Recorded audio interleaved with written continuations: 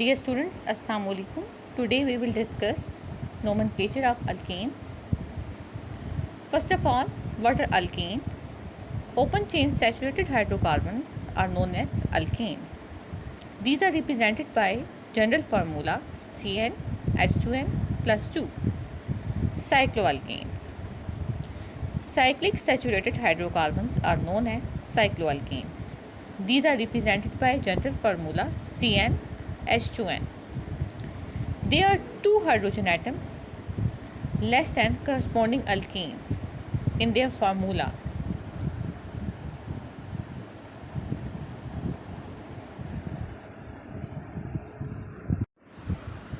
Nomenclature. The systematic process of naming a compound is called nomenclature. एक systematic process जिसके according आप किसी भी कंपाउंड को नेम देते हैं उसे हम नोमेनक्लेचर कहते हैं. At the beginning, organic compounds were given name based on their source, some properties or other trivial reasons.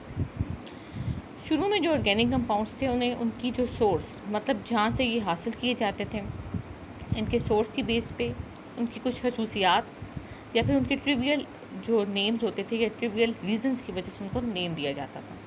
For example compound यहाँ पे फॉर्मिक एसिड, इसको फॉर्मिक एसिड का नेम दिया गया because it was obtain from red arts. तो इसको formic acid का name इसके सोर्स की वजह से दिया गया है जो कि रेड आर्ट्स हैं.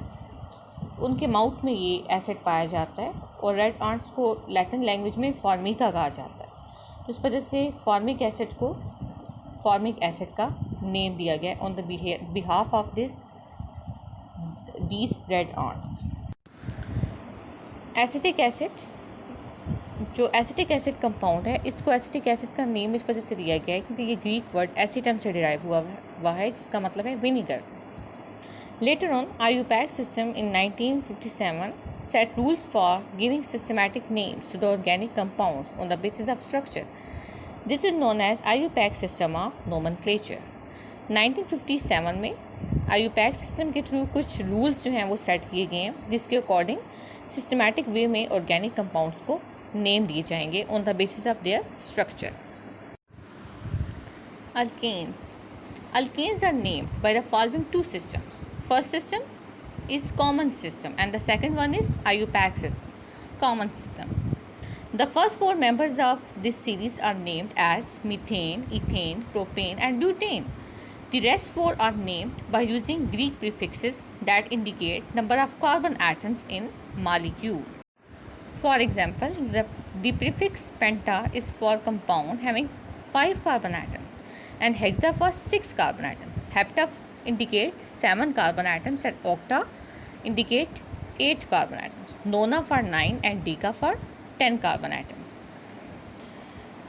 The prefix is followed by ending "ane".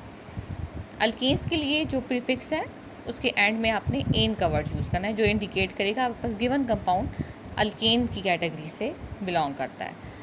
Rules. The prefix N is used for those alkanes in which all carbon atoms are in one continuous chain. अगर तमाम कार्बन आइटम्स एक ही कॉन्टीन्यूस चेन में होंगे, straight chain की form में होंगे तो आप उसके लिए प्रीफिक्स N यूज़ करेंगे. पहले आप स्मॉल n यूज़ करेंगे और फिर उसके बाद आपने नंबर ऑफ़ कार्बन आइटम्स के लिए आपने प्रीफिक्स लगाना है पेंटा हेक्सा जो भी है, उसके बाद एंड में आप एन लगा दें. ठीक है. Similarly, the prefix iso is used for those alkanes which have a methyl group attached to the second last carbon atom of the continuous chain.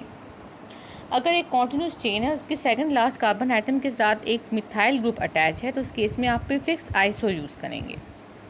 For example, isopentane.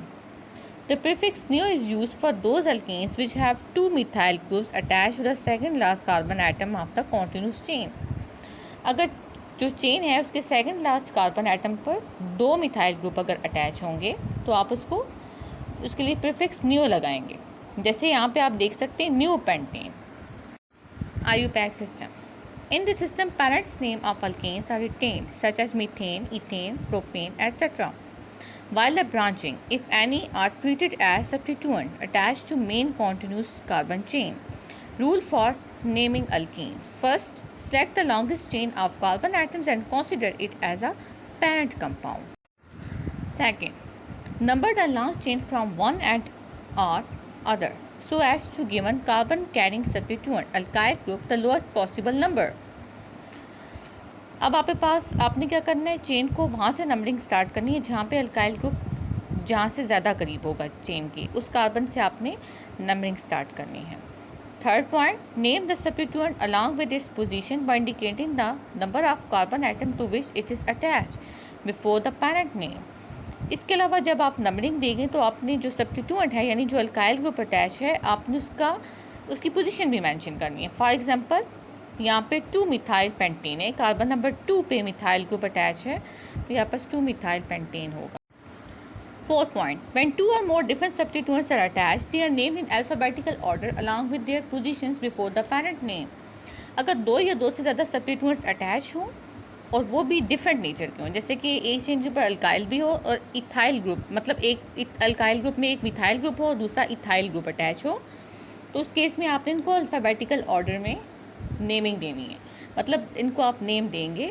अब for example 3 ethyl 2 methyl pentane, ठीक है. अब ethyl alphabetically order अगर आप देखें तो ई आपके पास पहले आता है, तो ई इथाइल की पोजीशन क्या है 3, कार्बन नंबर 3 पे इथाइल ग्रुप अटैच है और मिथाइल की पोजीशन 2 है, तो आप पहले लिखेंगे 3 इथाइल फिर 2 मिथाइल और टोटल नंबर ऑफ कार्बन्स कितने 5 हैं, तो पेंटेन. चूँकि आपके पास अल्केन सीरीज़ है तो आखिर में पेंट एन, ठीक है, आपके पास आ जाएगा. फिफ्थ पॉइंट है, when the same substituent is present more than once, a prefix di, tri, tetra is used before the substituent name. इसके अलावा अगर कार्बन चेन के ऊपर जो अल्काइल ग्रुप हों वो सिमिलर नेचर के हों, मतलब अगर सारे मिथाइल ग्रुप अटैच हैं या फिर सारे इथाइल हैं तो आपने उसके लिए डाई ट्राई टेट्रा वगैरह का वर्ड यूज़ करना है, मतलब ये देखना है कि कितने अटैच हैं. अब जिस तरह से अगर 2 मिथाइल ग्रुप अटैच है तो आप डाई मिथाइल आप कहेंगे, 3 है तो आप ट्राई मिथाइल कहेंगे, 4 है तो आप टेट्रा मिथाइल कहेंगे एंड सो ऑन. इस तरह से इथाइल ग्रुप होंगे तो उनके लिए भी डाई ट्राई टेट्रा का वर्ड यूज़ करेंगे. For example